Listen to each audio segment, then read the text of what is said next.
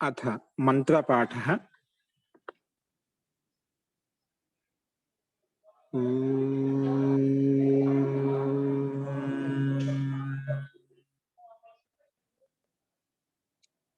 सहनाववतु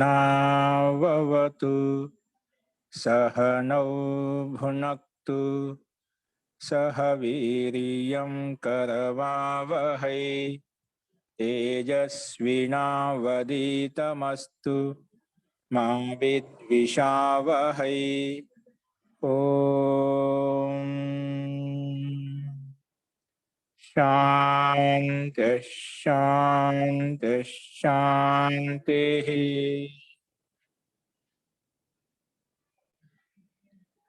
सर्वेभ्यो नमः। अंदरिकी नमस्कारम अंडी।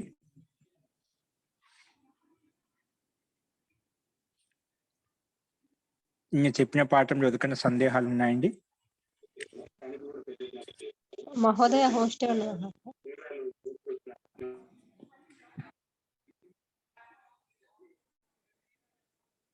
అస్తు ప్రకృత వంశరామః.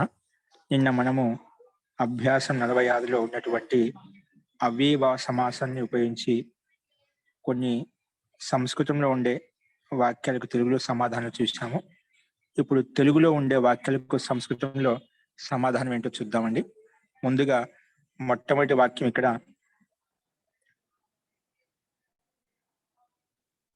తెలుగు వాక్యము నీ పేరు ఏమిటి ఉంటుంది. నీ పేరు ఏమిటి? తవ నామ కిం అస్తి. తవ నామ కిం అస్తి, ఇది మొట్టమొదటి తెలుగు వాక్యం. రెండో వాక్యం వచ్చేసి నీ పేరు ఏమిటని ప్రశ్నవాచకంలో ఉన్నప్పుడు దానికి సమాధానంగా వెంటనే నా పేరు కృష్ణుడు. మమ నామ కృష్ణ అస్తి. మమ నామ కృష్ణ అస్తి. మమ నామ కృష్ణ అస్తి, ఇది రెండో వాక్యం. మనకు స్లైడ్ మీద చూసుకుంటే నీట్గా కనిపిస్తున్నాయి. మమ నామ కృష్ణ అస్తి. నెక్స్ట్, భక్తుడు అందరినీ ప్రేమిస్తున్నాడు. భక్తుడు అందరినీ ప్రేమిస్తున్నాడు. భక్తః సర్వేషు ప్రేమ కరోతి.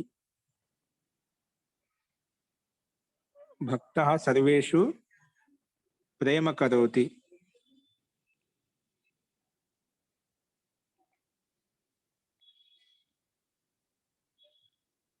భక్తః సర్వేషు ప్రేమ కరోతి. నెక్స్ట్, ప్రేమతో ప్రేమ ఉత్పన్నమవుతుంది. ప్రేమ్నా ప్రేమ జాయతే. మీకు 10 రకాలు రాసుకోమని చెప్పండి. ఇక్కడ జంధాతు ఇచ్చారు మనకు, మీరు రాసే ఉంటుంది. నామని శబ్దం ఒకటి రాసుకోవాలి, ఇంకోటి జంధాతుకు రాసుకోమని చెప్పాను. ఇక్కడ జంధాతును సంబంధించి కూడా వాక్యాలు వస్తాయన్నమాట. కాబట్టి ఒకవేళ రాసుకోకుంటే రాసుకోండి. అప్పుడు మనకు ఈ జంధాతును ఉపయోగించి ఎక్కడెక్కడ ఏ సందర్భంలో వచ్చిందని తెలుస్తూ ఉంటుంది.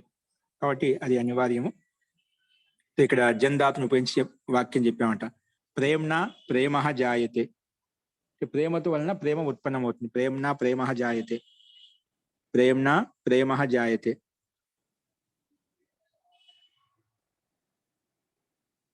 నెక్స్ట్, ఐదో వాక్యము నా పరివారంలో ఆబాల. నా కుటుంబంలో, పరివారం కుటుంబం, నా కుటుంబంలో అందరూ యథాశక్తి శ్రమిస్తున్నారు. శ్రమిస్తున్నారు ఇక్కడ యా పడింది, తప్పడింది. అది కొంచెం అడ్జస్ట్, అది సరి చేసుకోండి అండి. సెంటింగ్ మిస్టేక్ పడింది. మా కుటుంబంలో అందరూ యథాశక్తి శ్రమిస్తున్నారు. అందరు యథాశక్తి. మమ కుటుంబే సర్వే జనాః యథాశక్తి కార్యం కుర్వంతి. యథాశక్తి కార్యం కుర్వంతి. ఇక్కడ యథాశక్తిని అవ్యపదాన్ని ఉపయోగించి మనం సమస్త పదం అవ్యపదాన్ని ఉపయోగించి మనం వాక్యం ఉపయోగించాము. ఇక్కడ అవ్యపదాన్ని ఉపయోగించాము. మమ కుటుంబే సర్వే జనాః యథాశక్తి కార్యం కుర్వంతి. మమ కుటుంబే సర్వే జనాః యథాశక్తి కార్యం కుర్వంతి. యథాశక్తి కార్యం కుర్వంతి. నెక్స్ట్,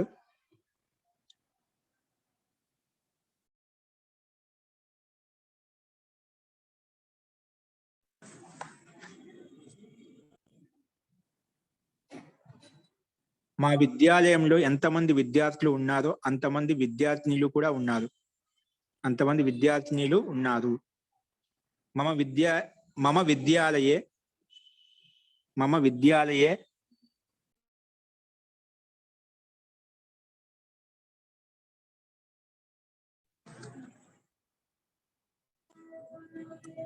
యావంతః ఛాత్రాः సంతి. మమ కాకుండా అస్మాకం విద్యాలయం, మన విద్యాలయం, మన విద్యాలయంలో, మా విద్యాలయంలో కాకుండా మన విద్యాలయంలో. ఏ క్వశ్చన్ పెట్టుకోవచ్చు ఇక్కడ.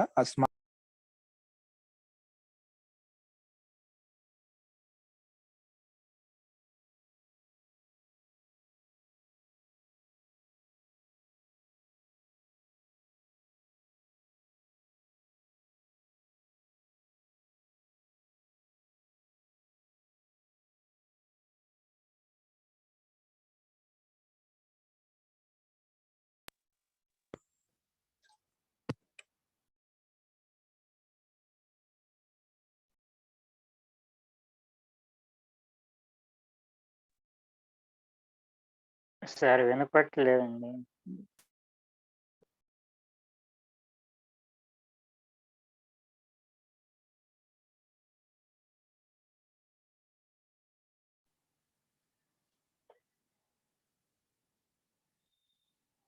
अस्माकं विद्यालये यावन्तः छात्राः सन्ति तावन्तः छात्राः अपि सन्ति.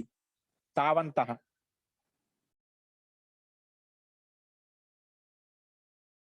यावन्तः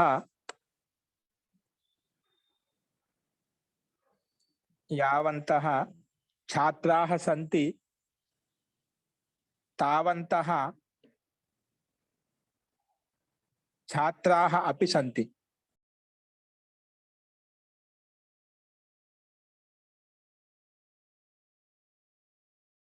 छात्राः अपि सन्ति.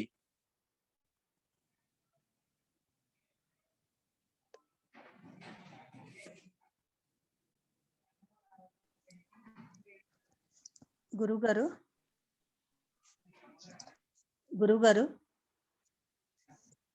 మనము యావంతః ఛాత్రాः సంతి ఛాత్రాः अपि సంతి. తావత్యః స్త్రీలింగంలో తావత్యః రాయండి. అస్తు జీ. నెక్స్ట్ వాక్యం. యావంతః తావంతః అండి. మరోసారి చెప్పండి గురుగారు.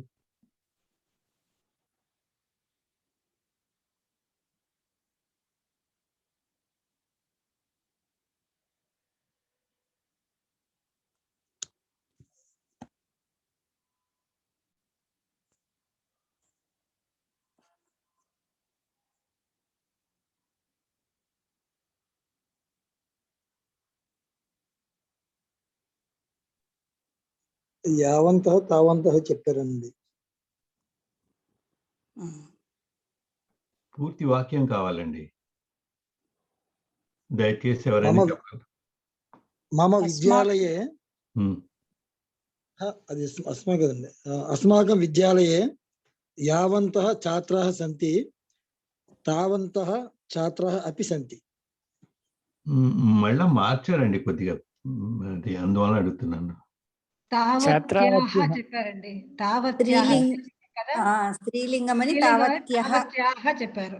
తావత్యాః, అది అందుకే అడిగానండి. ధన్యవాదాలు. లేదండి, ఆ వాక్యం మళ్ళీ ఆయన చెప్పినప్పుడు విందాం. ఓకే ఓకే, మీరు చెప్పిన దాంట్లో అర్థం ఉందండి. I understand. థ్యాంక్ యూ, ధన్యవాదాలు. కాదు, స్త్రీలింగంలో ఈకారాంతం అయితేనే అట్లా రావాలి. ఇప్పుడు ఛాత్రాలో మరి స్త్రీలింగ శబ్దం ఛాత్రి అయితేనే అట్లా వస్తుంది, లేకపోతే రాదు. దీర్ఘమే కదమ్మా ఛాత్ర. విద్యార్థి అది స్త్రీలింగమే కదండి, ఛాత్రాహ అన్నా కూడా. ఆకారం స్త్రీలింగం కదా. స్త్రీలింగం ఒకేలాగా ఉంటామా? స్త్రీలింగం రెండు ఒకే విధంగా ఉంటాయండి. దాంట్లో ఛాత్ర శబ్దం రెండు అలాగే బహువచనంలో అలాగే వస్తుంది అన్నమాట. అస్తు, మరోసారి చెప్పండి దయచేసి. అస్మాకం విద్యాలయే యావంతః ఛాత్రాः సంతి తావత్యః ఛాత్రాः अपि సంతి. తావత్యః ఏవ, ఏవ శబ్దం కావాలి కలుపుకోండి. అంతే మంది, తావత్యః ఏవ ఛాత్రాః అపి సంతి, ఛాత్రులు కూడా ఉన్నారు అంటే విద్యార్థినులు కూడా ఉన్నారని అర్థం. అస్తు. తావత్యః అని అంటారా? తావంత్యః తావత్యః మాసే. తావత్యః, తావత్యః స్త్రీలింగంలో. అస్తు. నెక్స్ట్ వాక్యం అండి. అక్కడ ఎంతమంది బాలకులు ఉన్నారో, అక్కడ ఎంతమంది బాలురు, ఎంతమంది బాలికలు, ఎన్ని ఫలాలు మరియు ఎన్ని పుస్తకాలు ఉన్నాయి. తత్ర కియంతః బాలకాః, కియంతః బాలకాః, కియత్యః బాలికాః, కియత్యః కియత్యః బాలికాః,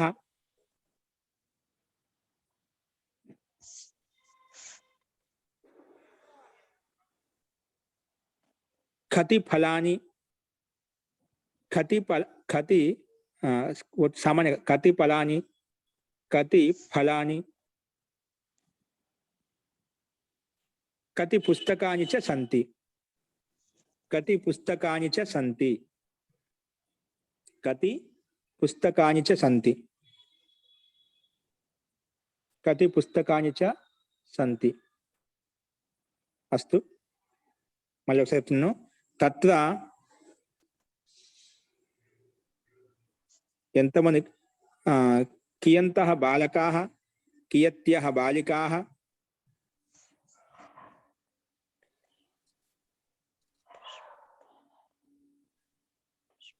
కతి ఫలాని, కతి పుస్తకాని సంతి, కతి పుస్తకాని చ, చ శబ్దం మరియు ఉంది కదా, కతి పుస్తకాని చ సంతి. మహోదయ జీ, 2 సార్లు కతి వాడాలండి, ఒకసారి వాడితే సరిపోదా? అంటే పదాలు 2 ఉన్నాయి కదా, ఎన్ని ఫలాలు ఎన్ని పుస్తకాలు ఉన్నాయి కదా, కానీ భావం ఒకటే కదా.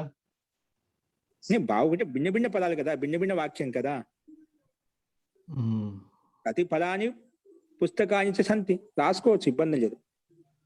అందుకే అడుగుతున్నానండి, రాసుకోవచ్చు అని అడుగుతున్నాను. ఒకే వాక్యం చెప్పిపోతుంది. మన స్పష్టత కోసం ఎన్ని పండ్లు, ఎన్ని 2 సార్లు శబ్దాన్ని ఉపయోగించాం, అన్ని ప్రకారం ఇచ్చాం.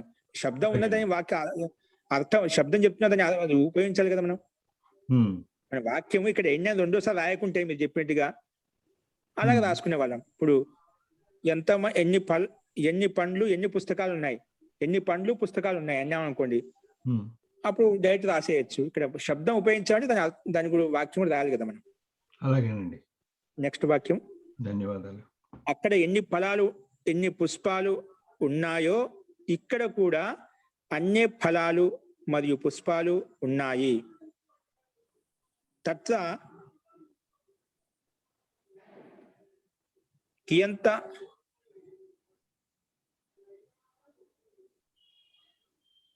తత్ర యావంతః ఫలాని సంతి, యావంతః ఫలాని సంతి,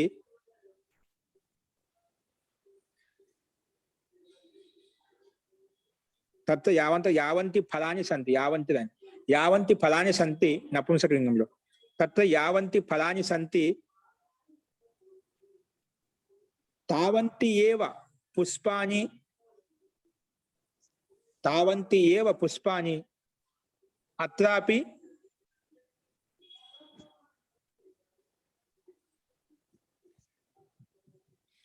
ఇక్కడ అక్కడ ఎన్ని ఫలాలు ఎన్ని పుష్పాలు అయితే ఉన్నాయో,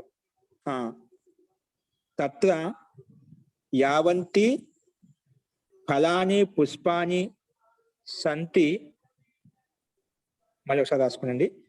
తత్ర యావంతి ఫలాని పుష్పాని సంతి అత్రాపి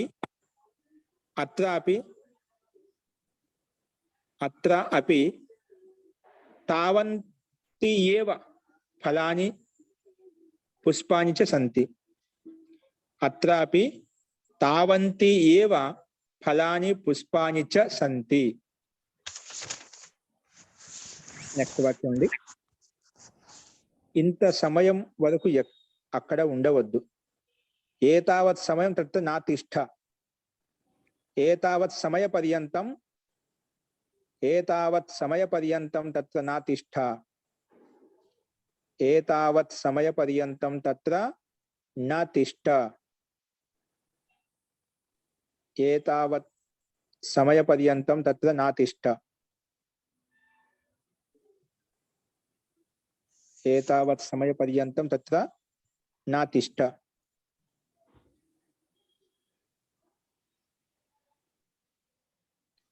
అకారణంగా వివాదం చేయవద్దు. నెక్స్ట్ వాక్యం అండి. అకారణంగా అంటే నిష్కారణం వివాదం మా కురు. నిష్కారణం విని శబ్దాలు వచ్చాయి మనకు. నిష్కారణం దాని ముందు ఇంకోటి ఉందండి. ఇంత సమయం వరకు అక్కడ ఉండవద్దు అని చెప్పారు కదా. సమానం చెప్పాను, మళ్ళీ రాసుకుని. ఏతావత్ సమయ పర్యంతం తత్ర నా తిష్ఠ. ఓకే ఏతావత్ సమయ పర్యంతం. ఓకే ఏతావత్ సమయ పర్యంతం తత్ర నా తిష్ఠ. ఏతావత్ సమయ పర్యంతం తత్ర నా తిష్ఠ. ఏతావత్ సమయ పర్యంతం తత్ర నా తిష్ఠ. అకారణంగా వివాదం చేయవద్దు. అకారణంగా వివాదము చేయవద్దు. నిష్కారణ వివాదం మాకురు. నిష్కారణం, ఇక్కడ నిష్కారణం అనేది మనకు సమస్త పదం, అవయ పదం. నిష్కారణం వివాదం చేయవద్దు. నిష్కారణం వివాదం మాకురు. నిష్కారణం వివాదం మాకురు. మాకురు. నెక్స్ట్ అండి. నిర్జనంలో కూడా అనుకూల ప్రతికూల ప్రాణి కలిసి ఉంటాయి. నిర్జనంలో కూడా అంటే నిర్జన స్థానంలోని. నిర్జన ప్రదేశే అపి. నిర్జనంలో అంటే నిర్జన స్థానం. నిర్జన అని చెప్పుకుంటారా.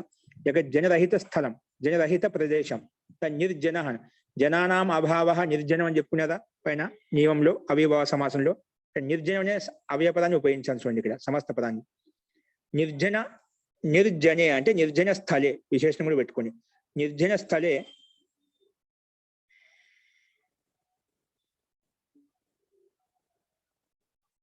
అనుకూల ప్రతికూల ప్రాయణ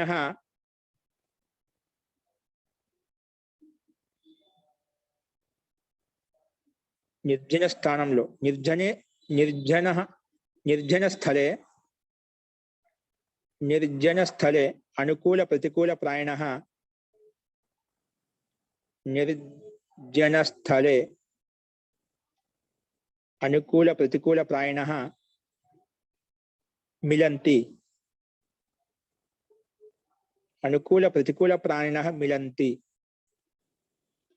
నిర్జన స్థలే అనుకూల ప్రతికూల ప్రాణినః మిలంతి. అనుకూల ప్రతికూల ప్రాణినః మిలంతి.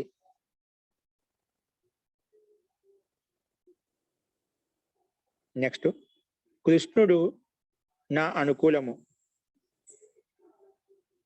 కృష్ణుడు నా అనుకూలము, దుర్యోధనుడు నా ప్రతికూలం. కృష్ణ మమ అనుకూల, దుర్యోధన మమ ప్రతికూల. కృష్ణ మమ అనుకూల, దుర్యోధన మమ ప్రతికూల. దుర్యోధన మమ ప్రతికూల.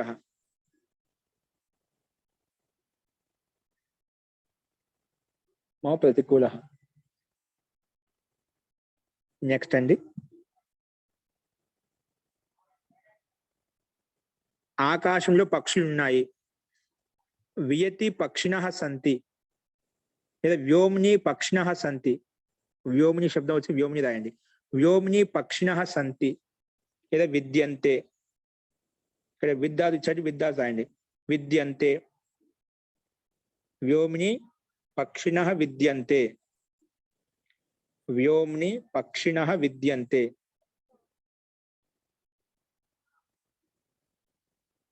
వ్యోమ్ని పక్షిణః విద్యంతే.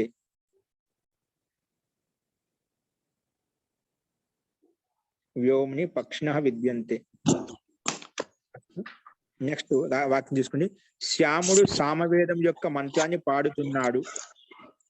శ్యాముడు సామవేదం యొక్క మంత్రాన్ని పాడుతున్నాడు. శ్యామః శ్యామః శ్యామః సామవేదస్య మంత్రం గాయతి. శ్యామః సామవేదస్య మంత్రం సామవేదస్య మంత్రం గాయతి. శ్యామః సామవేదస్య మంత్రం గాయతి. నెక్స్ట్, ఇది బంగారు యొక్క ఆభూషణము లేదా ఆభరణం. ఏతద్ ఏతద్ ఏతద్ హేమ్నః ఆభరణం అస్తి. ఏతద్ హేమ్నః, హేమ్నః అంటే బంగారు. హేమ్నః షష్ఠీ విభక్తి ఏకవచనం. హేమ్నః ఆభరణం అస్తి లేదా ఆభూషణం అస్తి. ఆభూషణం అనే ఆభరణం అనే రెండు ఒకటే. ఏతద్ హేమ్నః ఆభరణం. ఏతద్ ఎవరికి విశేషణము? ఆభరణానికి విశేషణానికి ఏతద్ పెట్టాను నపుంసకలింగంలో. ఏతద్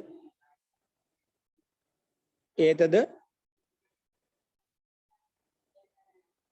హేమ్నః ఆభరణం అస్తి లేదా ఆభూషణం అస్తి. నెక్స్ట్ తాడు తీసుకొనిరా. తాడు తీసుకొనిరా. రజ్జుం ఆనయ. రజ్జుం ఆనయ. రజ్జుం ఆనయ. దామ శబ్దం ఇచ్చారండి గురువు గారు. ఏంటండి? దామ. దామ శబ్దం అయితే దామ ఆనయ లేదంటే దామ ఆనయ. రస్సి దామ శబ్దం వచ్చింది. దామని నామ నామని నామ నామని నామాని అంటాం కదా. దామ దామని దామని ద్వితీయ భక్తి ఏకొచ్చినా కూడా అదే వస్తుంది. ఇక్కడ ద్వితీయ భక్తి ఏకొచ్చి తీసుకోవాలి. దామ ఆనయ అంటే రస్సిని తీసుకునిరా. దామ ఆనయ. నెక్స్ట్ వాక్యం, వెంట్రుకలను శుద్ధం చెయ్యి. వెంట్రుకలను శుద్ధం చెయ్యి. వెంట్రుకలను శుద్ధం చెయ్యి. కేశాన్ కేశాన్. లోమ శబ్దం కూడా ఇచ్చారండి. లోమ శబ్దం ఇచ్చారా? లోమన్. లోమ అంటే కేశాలు. ఓకే అండి. అది రాసుకోండి. ఇక్కడ మన శబ్దకోశం ఇవి వచ్చాడు కాబట్టి లోమన్ బాల్ కేశములు. లోమ శబ్దం ఇక్కడ నకారాంత శబ్దాలు ఇచ్చాడు. లోమ ఏంటి? వాక్యం ఏంటి? వెంట్రుకను శుద్ధం చేయి. లోమ శుచీకురు. లోమ లోమాని శుచీకురు. ఏకవచనం కాదు, బహువచనం రాయండి. లోమాని శుచీకురు. లోమాని శుచీకురు. లోమాలను లోమాని శుచీకురు. నామ నామని నామాని. లోమ లోమని లోమాని అంటే వెంట్రుకలను శుచి చేయి. శుచీకురు. శుచీకురు. నెక్స్ట్ వాక్యం, బాలకుడు ఉత్పన్నమవుతున్నాడు, ఉత్పన్నమయ్యాడు. బాలక జాయతే అజాయత. ఉత్పన్నమవుతున్నాడు లట్లకాలంలో జాయతే. ఉత్పన్నమయ్యాడు అజాయత. అజాయత. అజాయత. మణి చెప్పండి మహోదయ. బాలక జాయతే ఉత్పన్నమవుతున్నాడు. వర్తమాన కాలంలో జాయతే ఉత్పన్నమయ్యాడు. అజాయత అందులోనే ఉత్పన్నమయ్యాడు లేదా ఉత్పన్నమయ్యాడు. కానీ వా పెట్టి అజాయత వా. అజాయత వా. అస్తు. విద్యతోటి జ్ఞానం వస్తుంది. విద్యయా జ్ఞానం భవతి. విద్యయా జ్ఞానం వర్తతే.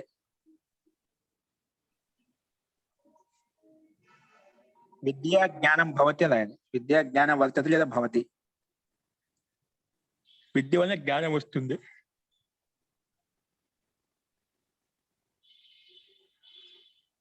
విద్యయా తృతీయ భక్తి ఏమన్నది ఇక్కడ. విద్యయా జ్ఞానం భవతి. గురుగారు ఇక్కడ పంచమీ విభక్తి తృతీయ ఏదైనా రాయొచ్చు కదండి? అంటే మనం సాధారణంగా ఉపయోగిస్తాం విద్యను. ఆ,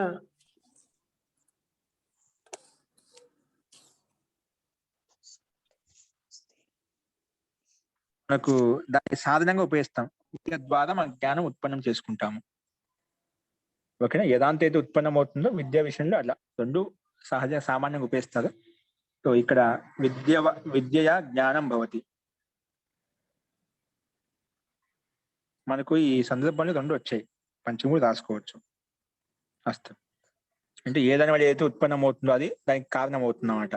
అట్లా జ్ఞానోత్పత్తి కారణం విద్య, అందుకే విద్యాయాహ జ్ఞానం భవతి. విద్యాయాహ జ్ఞానం భవతి, అట్లా పంచమి భక్తి రాసుకోవచ్చు. అస్తు నెక్స్ట్ వాక్యం. అతడు అక్కడ లేడు. సహ తత్ర నా వర్తతే. సహ తత్ర నా వర్తతే. సహ తత్ర నా వర్తతే. సహ తత్ర నా వర్తతే. సహ తత్ర నా వర్తతే. నెక్స్ట్ వాక్యం అండి. సహ తత్ర నా వర్తతే. ఎవరు తనకై తాను మూర్ఖుడు అనుకుంటా. ఎవరు తనకై తాను మూర్ఖుడు అనుకుంటారు? ప్రశ్నవాచకంలో అంటే ఎవరిని అనుకుంటారా, ఎవరు అనుకోని తాత్పర్యం. కహ స్వాత్మానం మూర్ఖః మన్యతే. కహ స్వాత్మానం మూర్ఖః మన్యతే. కహ స్వాత్మానం మూర్ఖః మన్యతే.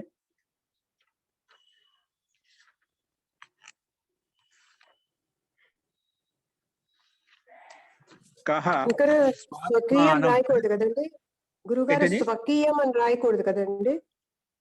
అంటే రాసుకోవచ్చు. స్వకీయం ఆత్మానం కహ మూర్ఖ మన్యతే, శబ్దభేదం అవుతుంది. అది కూడా రైటేనా? స్వకీయం ఆత్మానం మూర్ఖ మన్యతే, స్వస్య ఆత్మానం మూర్ఖ మన్యతే, అలా మార్చి రాసుకోవచ్చు. తో కహ స్వాత్మ డైరెక్ట్ గా సమస్త పదం రాసిన ఇక్కడ. స్వాత్మాన అంటే తన ఆత్మను. స్వాత్మానం స్వస్య ఆత్మ స్వాత్మ. స్వాత్మానం కహ స్వాత్మానం మూర్ఖః మన్యతే. మూర్ఖః మన్యతే.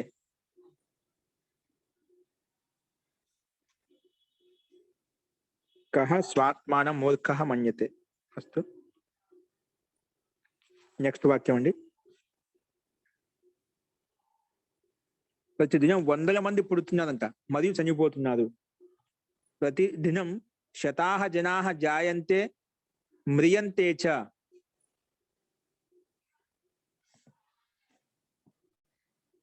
ప్రతిదినం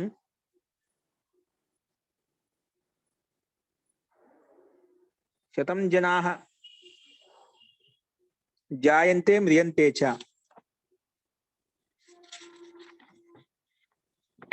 ప్రతిదినం శతాః జనాః, శతం జనాః అంటే ఇది కంచి బహు నిత్య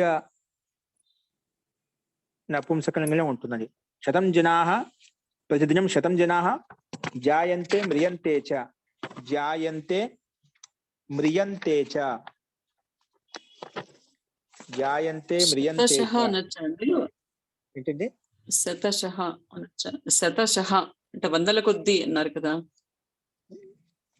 అదే అర్థం వస్తుంది. వందల మంది. అలా రాయాల్సిన అవసరం లేదు. శతశాన్ని మనకు ఎక్కువ అర్థం వెళ్ళిపోతుంది. శతశః అది వాక్యార్థం ఇంకో భిన్న రూపాన్ని తీసుకెళ్తాము. ఈ సందర్భంలో శతాః జనాః కూడా ఉపయోగిస్తామట నిత్య భోజనం కింద. శతాః జనాః జాయంతే ఉత్పద్యంతే మ్రియంతే. సారీ, శతాః జనాః ఉత్పద్యంతే మ్రియంతే అంటే ఉత్పన్నం అవుతున్నది, నష్టం అవుతుంది. కానీ జందాతు ఇచ్చాడు జాయతే అని రాస్తున్నారు కదా. శతాః జనాః జాయతే మ్రియంతే చ.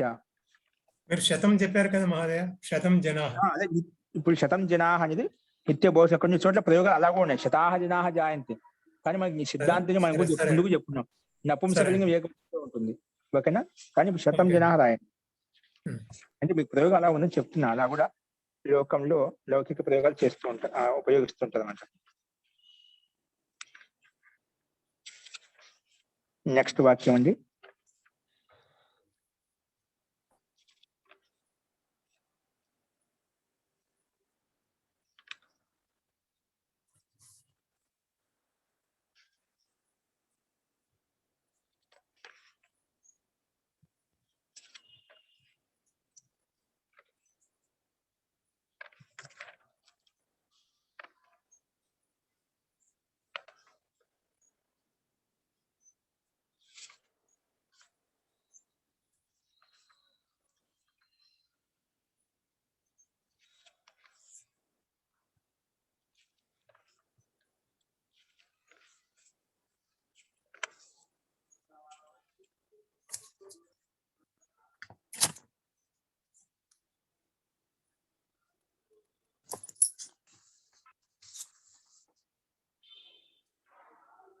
ఇక్ష్వాకు వంశే ఇక్ష్వాకు వంశంలో పరాక్రమైనటువంటి రాజు ఉత్పన్నమయ్యారు. ఇక్ష్వాకు వంశే పరాక్రమ రాజానః ఇక్ష్వాకు వంశే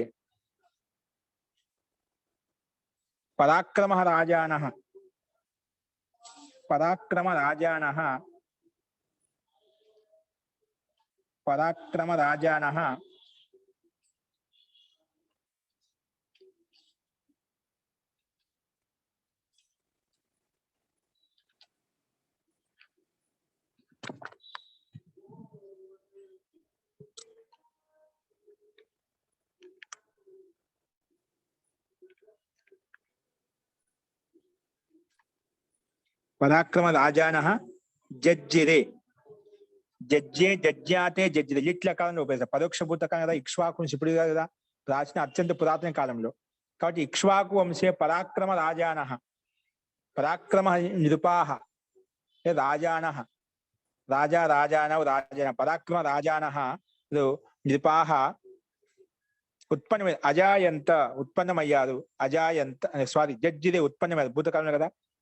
జజ్జాతే జజ్జిరే ఉత్పన్నమయ్యారు. నెక్స్ట్ అండి, ఎట్లా రాస్తారు మహోదయ అది జడ్జిరే? జజ్జిరే రాస్తున్నాను, ఇక్కడ చూడండి.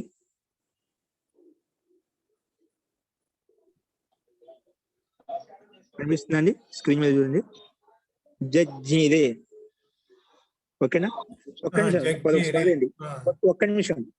ఇది ముందుది సామాన్య జకారం రాసి ఇదండి. జజ్జిరే మొట్టమొదటి సామాన్య జకారం. జజ్జిరే. ఓకేనా? ఓకే. స్లైడ్ చూసుకోండి.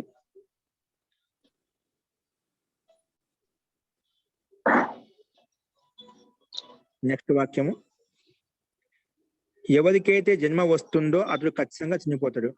యస్య జన్మ జాయతే సహ నిశ్చయేన మ్రియతే.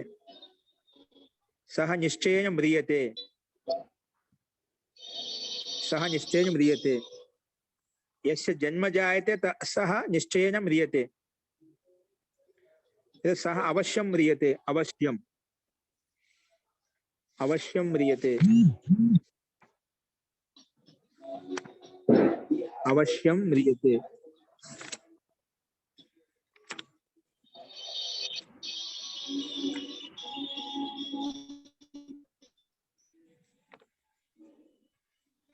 నెక్స్ట్ వాక్యం అండి,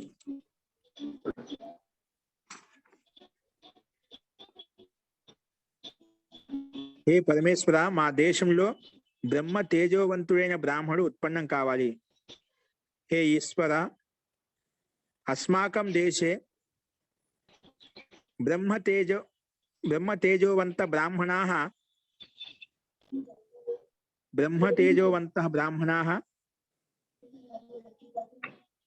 ఉత్పద్యంతాం.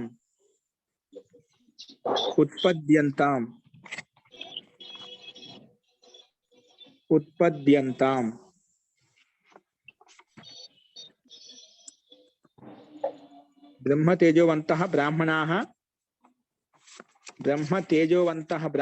ఉత్పద్యంతాం. నెక్స్ట్ అండి,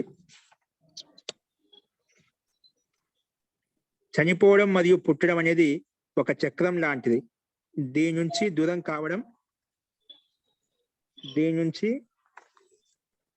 కావడం ఎవరు సాధ్యం కాదా?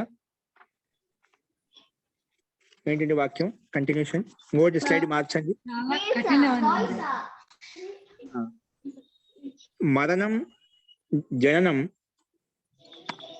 ఏంటండి? మరణం జననం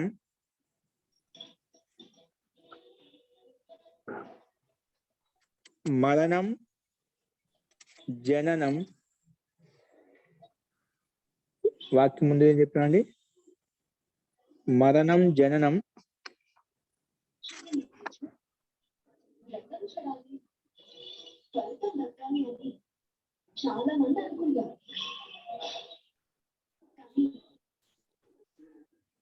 వాక్యం చెప్పండి ఒకసారి.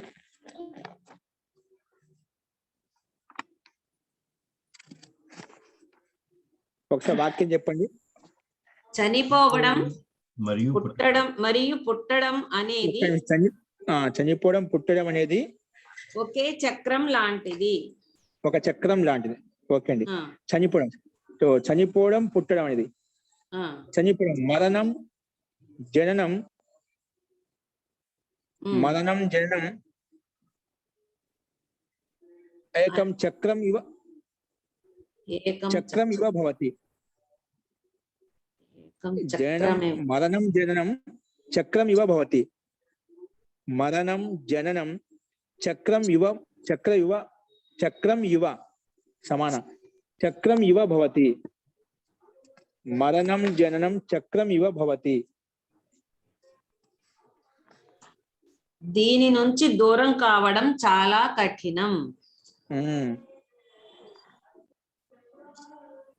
ఏతం దూరీకర్తం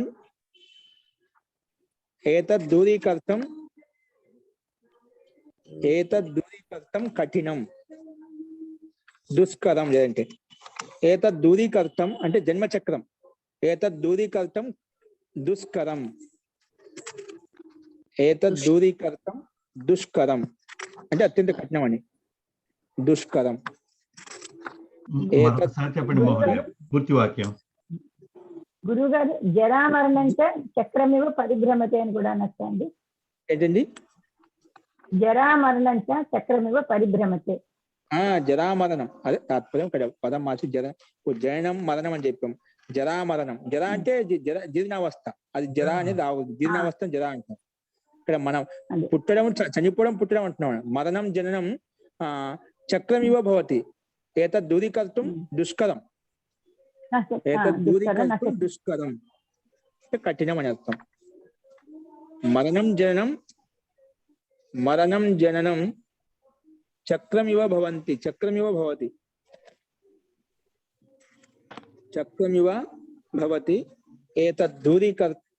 ఏతద్దూరీకర్తం దుష్కరం. నెక్స్ట్ వాక్యం చూసుకోండి.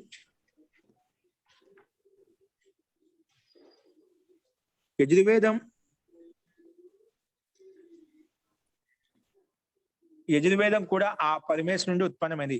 యజుర్వేదం అపి పరమేశ్వరాత్ అజాయత. యజుర్వేద అపి పరమేశ్వరాత్ అజాయత. పరమేశ్వరు నుండి ఉత్పన్నమైంది. యజుర్వేద అపి పరమేశ్వరాత్ అజాయత. పరమేశ్వరాత్ అజాయత. యజుర్వేదమపి పరమేశ్వరుడి అజాయత ఉత్పన్నమైంది. యజుర్వేద అపి పరమేశ్వరాత్ అజాయత ఉత్పన్నమైంది.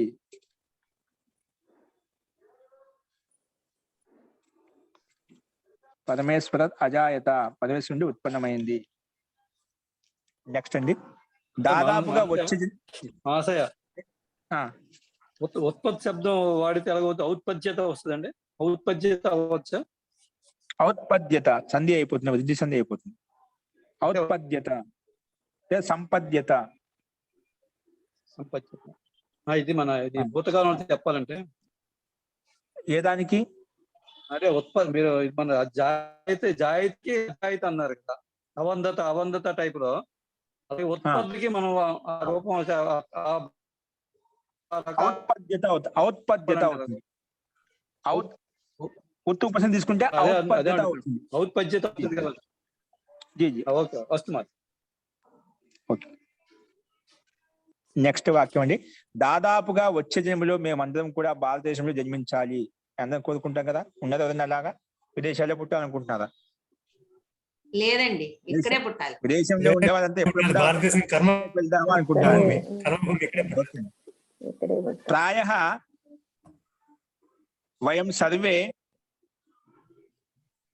అగ్రిమ జన్మని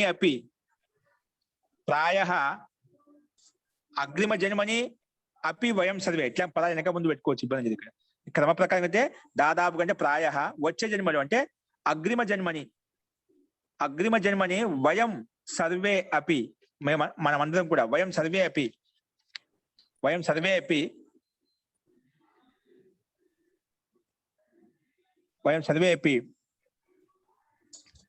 భారతదేశే జాయామహే లేదా జాయేమహి విధిలింగంలో, లింగలకంలో జాయామహే భారతదేశే జాయామహే, భారతదేశంలో జన్మించాలి. భారతదేశ జాయామహై లేదా జాయేమహి భారతదేశే జాయేమహి. భారతదేశే ఏవ కొంచెం బాగుంటది, మరి కొంచెం వచ్చి చెప్పండి. భారతదేశ ఏవ జాయేమహి, అన్ని ఎక్కడ ఏ దేశం ఉండవు, ఏవో పెట్టినామంటే ఇంకా కట్టిపడేసామంట. నిశ్చయంగా అక్కడే జన్మించాలని కోరుకోవడం అంట బలంగా. భారతదేశే ఏవ జాయేమహి, జాయామహై అనేది లోట్లకార్ ఉత్తమ బహువచనము, జాయేమహి అనేది లింగలకార్ ఉత్తమ బహువచనం. ఏదైనా రాసుకోవచ్చు, ఇబ్బంది. లోటు లంగక ఒకే అర్థం వస్తుంది కాబట్టి అలా చెప్పాను మీకు. ఇది వాక్యం అండి. నెక్స్ట్ అంతిమ వాక్యం రాసుకుని, ఒకవేళ దయానందుని యొక్క జన్మ లేకుంటే భారతదేశంలో అంధకారం ఉండేది. దాని ముందు ఇంకోటి ఉంది మహోదయ. ఈ ఆవు దూడ ఈ రోజు జన్మించిందంట. ఏషః వత్సః అద్యైవ అజనిష్ట.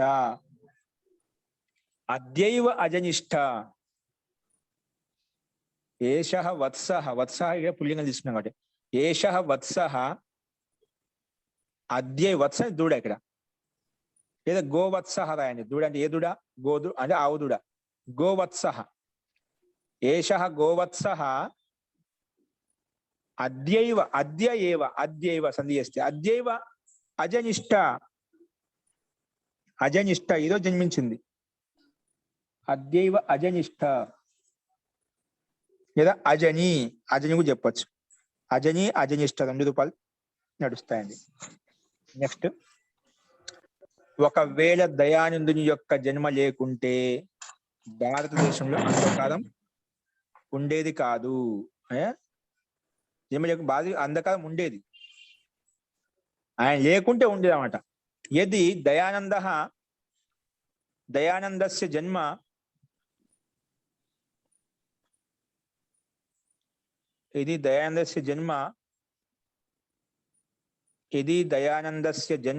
న అభవిష్యత్,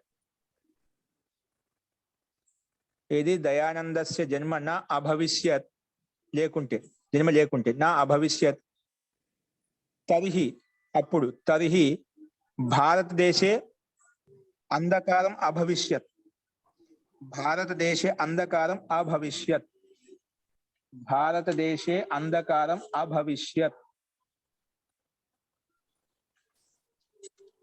భారతదేశే అంధకారం అభవిష్యత్.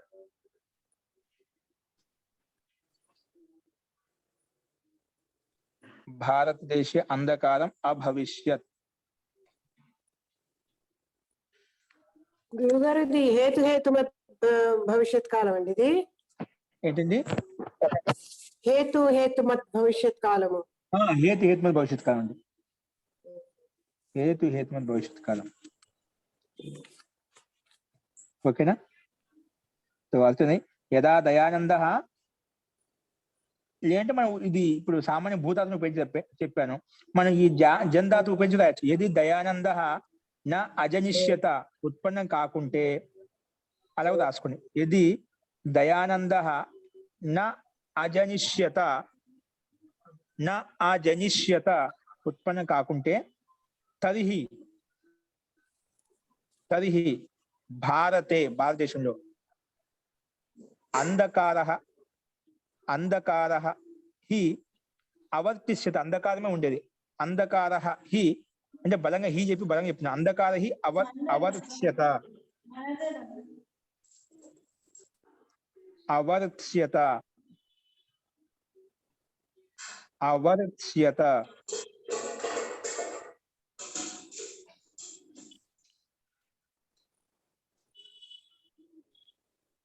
అవర్త్స్యత.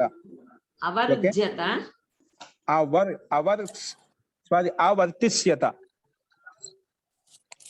అవర్తిష్యత అంటే 2 రూపాయలు ఉన్నాయి ఇక్కడ. అవర్త్స్యత్, అవర్త్స్యత్ లేదా అవర్తిష్యత. అవర్తిష్యత, అవర్తిష్యత. ఓకే, ఇవి రూపాలండి. అవర్తిష్యత. నెక్స్ట్ అండి అంతిమ వాక్యం. ఏ దుర్వాసన నీవు నా మనసులో మళ్ళీ ఉత్పన్నం కావద్దు. మనం ప్రార్థిస్తున్నామట. హే దుర్వాసన అంటే హే దుర్బుద్ధే అని చెప్పి సంబోధన ప్రకారం మనం చెప్పుకుంటున్నాం. ఇక్కడ ఏమొచ్చింది? హే దుర్వాసనే, హే దుర్వాసనే, హే దుర్వాసనే త్వం మమ మనసి, నా మనసులో, మమ మనసి నీవు, త్వం అంటే నీవు, నా మనసులో, మమ మనసి, మమ మనసి, మమ మనసి పునః మళ్ళీ, పునః మళ్ళీ మా జనిష్టాః, మా జనిష్టాః, మా జనిష్టాః, మా జనిష్టాః, మా జనిష్టాః,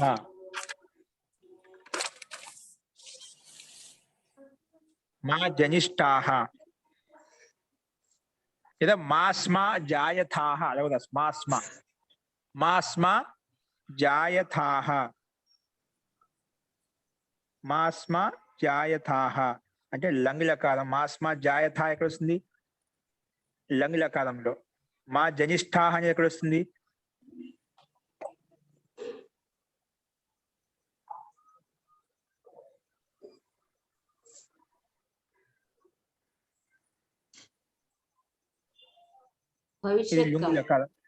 లుంగులకారం అండి. లంగ్లకారంలో లుంగులకారం రాసుకోవచ్చు. లంగ్లకారం రాసినప్పుడు మా స్మా శబ్దం యాడ్ చేస్తాం. మా స్మా జాయతః. మా వచ్చినప్పుడు ఆ అకారం ఉండదు అంతే మధ్యలో. ఆ లంగులకారం అంటే లుంగులకారం మధ్యలో స్టార్టింగ్ దాత్మకు ముందు అకారం వస్తుంది. ఇక్కడ అకారం లేదన్నమాట. ఇక్కడ అకారం లేదు. ఓకేనా? మా వచ్చినప్పుడు అకారం ఉండదు. మాస్మా అజాయథాః, మాస్మా అజాయథా ఉండాలి. లేదంటే మా దిశేసి డైరెక్ట్ గా అజాయథాః రాయొచ్చు. అజాయథాః లేదా అజనిష్టాః. అజనిష్టాః ఎలాగా? ఏ రకంగా అంటే హే దుర్వాసన త్వం మమ మనసి పునః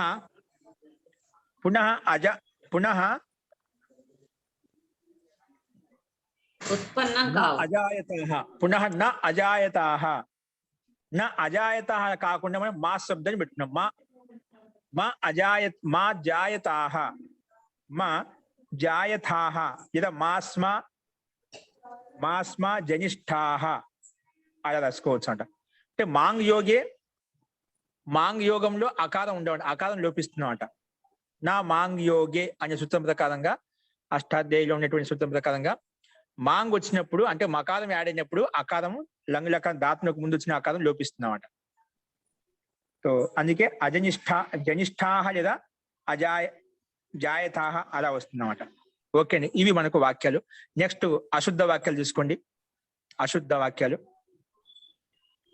వాక్యాల్లో చూడండి. ప్రేమాత్ ప్రేమ జాయతే. వాక్యం కరెక్టేనా? ప్రేమ వల్ల ప్రేమ ఉత్పన్నం అవుతుంది కదా. ప్రేమాత్ ప్రేమ జాయతే. ఇక్కడ ఏం తప్పు? అశుద్ధ వాక్యం ఏంటి? అశుద్ధం ఏంటి ఇక్కడ?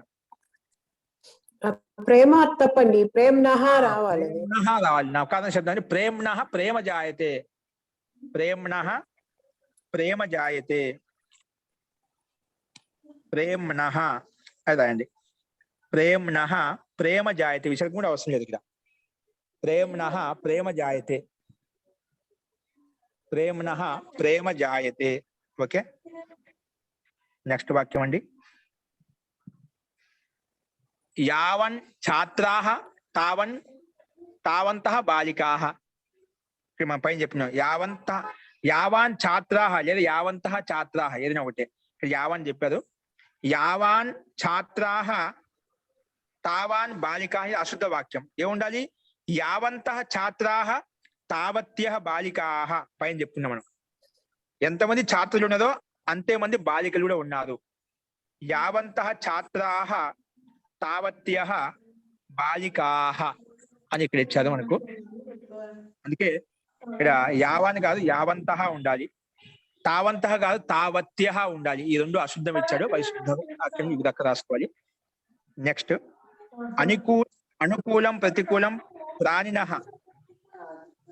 అనుకూలం ప్రతికూలం ప్రాణినః. ఇక్కడ అనుకూలం ప్రతికూలం అని ఏకవచనం ఉన్నాయి, ప్రాణినః అని బహువచనం ఇచ్చామన్నమాట. కాబట్టి మనం మొత్తం బహువచనాలకు ఉండాలి. అనుకూలాః ప్రతికూలాః ప్రాణినః పరస్పరం మిలంతి. అనుకూలాః ప్రతికూలాః ప్రాణినః, ప్రాణినః బహువచనంలో ఉన్నమాట. అది అనుకూలాః ప్రతికూలాః ప్రాణినః అని ఉండాలి. అనుకూలం ప్రతికూలం ప్రాణినః అది ఇక్కడ ప్రాణినః బహువచనంలో ఉన్నమాట. కాబట్టి ఏముండాలి? అనుకూలాః ప్రతికూలాః ప్రాణినః. ప్రాణినః. గురుగారు ఇక్కడ 12వ వాక్యంలో కూడా ఇలాగే రాయాలి కదండి. పైన 12వ వాక్యంలో निर्जन में भी अनुकूल और प्रतिकूल प्राणी मिल जाते हैं. నిర్జనే స్థానే నిర్జనే వనే నిర్జన స్థలే ఏదో చెప్పాము, ఏదైనా ఒకటి. నిర్జన స్థలే అనుకూలాః ప్రతికూలాః ప్రాణినః సంతి. అనుకూలాః ప్రతికూలాశ్చ ప్రాణినః వర్తంతే సంతి ఏదైనా రాసుకోవచ్చు. అక్కడ ఏకవచనం చెప్పాను, బహువచనం రాసుకోండి, ఇబ్బంది. అనుకూలాః ప్రతికూలాః ప్రాణినశ్చ సంతి. ప్రాణులు ఉన్నాయి. ప్రాణినః పరస్పరం మిలంతి, పరస్పరం కలుస్తుంటాయి. పరస్పరం మిలంతి అని మిలంతి చెప్పాను అనుకుంటాను. పరస్పరం మిలంతి. గురువు గారు 4వ వాక్యంలో ప్రేమ జాయతే ఉంది. అక్కడ కూడా ప్రేమ జాయతే ఉండాలి కదండి. ప్రేమ జాయతే, అందుకే విషదం అవసరం. ప్రేమ ఎందుకు? ప్రేమ అని శబ్దం అక్కడ విషదగా ఉంటుంది, ప్రేమ ఉంటుంది. ప్రేమని నామని శబ్దానికి సమానంగా ఉంటుంది అన్నమాట. నామని నామాని అలాగా. ప్రేమని ప్రేమాని. గురువు గారు ఈ యావత్ తావత్ శబ్ద రూపాలు ఒకసారి చెప్పరా అండి? శబ్ద రూపాల ఇది భగవాన్ శబ్దానికి సమానం. యావాన్ యావంతౌ యావంతః, యావంతం యావంతౌ యావతః, యావతా యావద్భ్యాం యావద్భిః, యావతే యావద్భ్యాం యావద్భ్యః, యావతః యావద్భ్యాం యావద్భ్యః. షష్ఠిలో యావతః యావతోః యావతాం, యావతి యావత్యోః యావత్సు అలా నడుస్తుంది.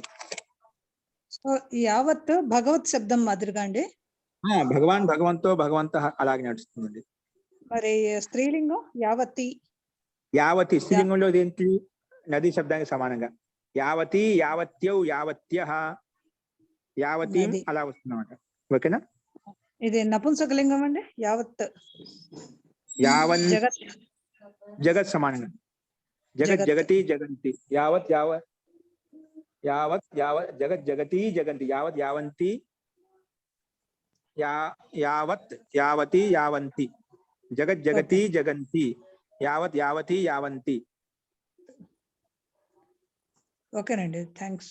యావత్ యావతి యావతి వస్తుంది. దీర్ఘ హ్రస్వ దీర్ఘతే వస్తుంది. జగత్ జగతి ఇక్కడ ద్వివచనంలో దీర్ఘం వచ్చింది అన్నమాట. బహువచనం జగతి వచ్చింది అన్నమాట. యావత్ యావతి యావతి, బహువచనం హ్రస్వం వస్తుంది అన్నమాట. జగత్ సమానంగా చూసుకోవాలి.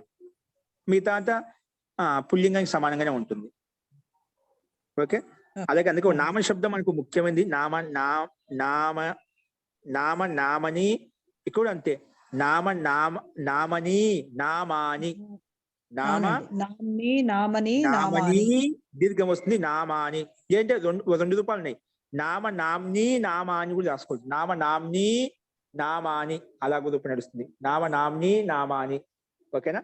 ఇంకొకటి అండి, ఎవరు అంటారు నామభ్యాం నామభి, మిగతా ఆ రకం అవుతుంది. నామ్నా నామభ్యాం నామభిః, నామ్నే నామభ్యాం నామభ్యః, నామ్నః నామభ్యాం నామభ్యః, నామ్నః నామభ్యాం నామభ్యః, నామ్నః నామ్నోః నామ్నాం, నామ్ని లేదా నామని 2 రూపాయలు వస్తాయి. నామ్ని లేదా నామని, నామ్నోహ నామసు.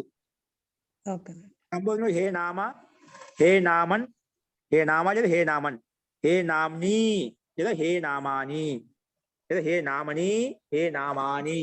అలాగా ఈ నామన్ శబ్దం యొక్క రూపాలను చూసుకోవాలి. ప్రేమ శబ్దం కూడా అదే. అట్లా చాలా శబ్దాలు వచ్చాయి. శబ్దకోశాలు ఏవైతే ఉన్నాయో అవి అంతే గమనించండి, నీట్ గా రాసుకోండి. రాసుకుంటే మనకు హ్రస్వ దీర్ఘాల్లో మనకు తేడా తెలుస్తుంది. ఒక్కోసారి ఏంటంటే మనం ఉచ్చారణ ఒక రకంగా ఉంటుంది, రాష్ట్రం ఇంకో రకంగా వస్తుంది, అక్కడ సందేహం వస్తుంటుంది అన్నమాట. అందుకే ప్రతిదీ మనం చెప్తూ రాస్తూ ఉండాలన్నమాట. అస్తు జీ ఏదో అడుగుతున్నారు చెప్పండి. ఎవరు అంటానికి కొన్ని చోట్ల కహ అని వాడతారు, కొన్ని చోట్ల యహ అని వాడతారు. యహ అన్నప్పుడు ఎవరైతే అట్లా వస్తుందన్నమాట. యహ వచ్చినప్పుడు తత్శబ్దం కూడా ఉపయోగిస్తాం. సహా కూడా వస్తుంది ఖచ్చితంగా. ఎత్తు ఉపయోగిస్తే తత్తు కూడా వస్తుంది అన్నమాట. యహ శబ్దం ఉపయోగించినప్పుడు ఖచ్చితంగా చూడండి తత్శబ్దం ఉంటుంది. కహ శబ్దం వచ్చినప్పుడు అట్లా అనివార్యం అవసరం లేదన్నమాట. అది ఇప్పుడు ఎత్తు తత్తు ఎలా యథా తథా, ఎత్తు తత్తు అలాగా. యహ శబ్దం వచ్చిందే ఖచ్చితంగా సహ శబ్దం కూడా ఖచ్చితంగా వస్తుంది. ఎత్ శబ్దం గురించి తత్శబ్దం కూడా ఉపయోగిస్తాము.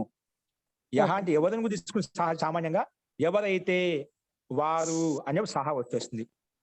కహ అన్నప్పుడు అక్కడ రావాల్సిన అవసరం, సహశబ్దం రావాల్సిన నియమం లేదు. వాక్యంలో అర్థానికి సుఖంగా సహా వస్తే అది వేరే విషయం. కానీ యహ శబ్దం ఉపయోగించినా ఖచ్చితంగా సహ శబ్దం కూడా వస్తుంది. ఎత్తు ఉపయోగించినా ఖచ్చితంగా తత్తు కూడా ఖచ్చితంగా వస్తుంది. యహ ఉపయోగిస్తే సహా వస్తుంది. ఖచ్చితంగా వస్తుంది. జీ ఎత్ అంటే తత్తు, రెండు సాపేక్ష శబ్దాలు అనమాట. ఎత్తు తత్తు యథా తథా యావంతః తావంతః అలాగే విని సాపేక్ష శబ్దం అండి. ఎత్తు తత్తు సాపేక్ష శబ్దాలు. గురుగారు ఇంకొకటి అండి, యావత్ లాగానే తావత్ కూడా ఈ భగవత్ శబ్దం లాగానే ఉంటుందండి. జీ అలాగే ఉంటుంది. తావత్ తావతి తావత్, తావాన్ తావంతో తావంతః, తావతి తావత్యో తావత్యః, తావత్ తావతి తావతి అలా వస్తుంది నపుంసకం లింగంలో. ఓకేనా? థాంక్స్ అండి. ఓకే. అందుకే శబ్ద రూపాలు మనకి ఏవైతే వస్తున్నాయో ఒకటి నేర్చుకుంటే సొంతంగా మనం మిగతా కూడా మనకు చెప్పాల్సిన దాన్ని బేస్ చేసుకుని ఇవన్నీ కూడా మనం చెప్పేయచ్చినమాట అలవాటు అవుతుంది. కాబట్టి ఈ శబ్ద రూపాలు ఏ అభ్యాసాలు ఏవైతే వస్తున్నాయో, ధాతులు ఏవైతే వస్తున్నాయో కంపల్సరీగా అభ్యాసం చేస్తుండి చివరి వచ్చని చెప్పి వదిలేయద్దు. రాయండి, చూడకుండా రాస్తే మీకు అది బాగా ఇంకా మనసులో కూర్చుంటుంది. కాబట్టి ఆ విధంగా ప్రయత్నం చేయండి. ఈ రకంగా మనకు అభ్యాసం 46లో ఉన్నటువంటి అవ్యయభావ సమాసాన్ని ఉపయోగించి, శబ్దకోశాన్ని ఉపయోగించి సంస్కృత వాక్యాలు, తెలుగు వాక్యాలు మంచిగా విన్నామండి. నెక్స్ట్ 47వ అభ్యాసంలో మనకు తత్పురుష సమాసం అంటే ఏమిటి, అవ్యయభావ సమాసం మీద కొన్ని చెప్పాము ముఖ్యమైనవి. ఇంకా దీనికి విశిష్టంగా విశాలంగా చెప్పుకోవచ్చు, మీకు వాక్యాలు చూపిస్తుంటాయి మధ్య మధ్యలో, ఒకసారి చెప్పుకున్నాం మనం. ఇప్పుడు నెక్స్ట్ ఒక స్థూలంగా ముందు సమాసం యొక్క పరిచయం చెప్పుకుంటాం. కాబట్టి అవ్యయభావ సమాసం ఈ రకంగా ఉంటుంది చూసాము, వాక్యంలో ప్రయోగాలు ఈ రకంగా ఉంటాయని చూసాము. నెక్స్ట్ తత్పురుష సమాసం అంటే ఏమిటి, తత్పురుష సమాసంలో ఏది ప్రధానంగా ఉంటుంది, దానికి సంబంధించిన ఎగ్జాంపుల్స్ ఏ విధంగా ఉంటాయి అని రేపు తత్పురుష సమాసం యొక్క ప్రకరణం రేపు చూద్దామండి. అస్తు. సార్ వన్ మోర్ సెంటెన్స్ ఉందండి, గురువు గారు రానంత వరకు పని చెయ్యి అని ఉందండి.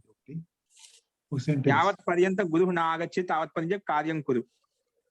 యావత్ గురువు నా ఆగచ్చతి తావత్ కార్యం కురు.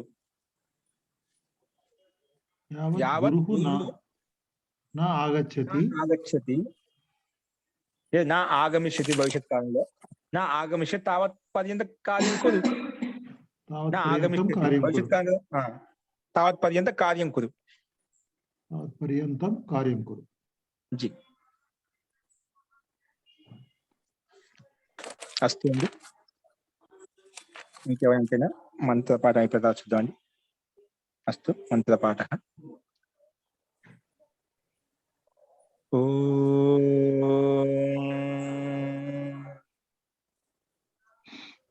సర్వే భవంతు సుఖినః, సర్వే సంతు నిరామయాః, సర్వే భద్రాణి పశ్యంతు, మా కశ్చిత్ దుఃఖభాగ్ భవేత్. శాంతి శాంతి శాంతి. సర్వేభ్యో నమః. అందరికీ నమస్కారం అండి. నమస్కారం మహోదయ.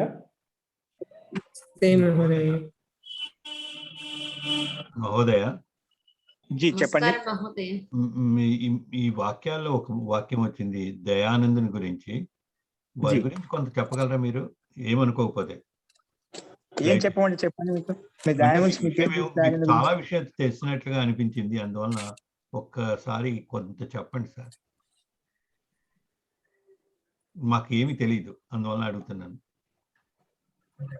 మీకు బాగా తెలిసినట్లు అనిపించింది, అందువలన అడుగుతున్నాను, లేకపోతే అడగను.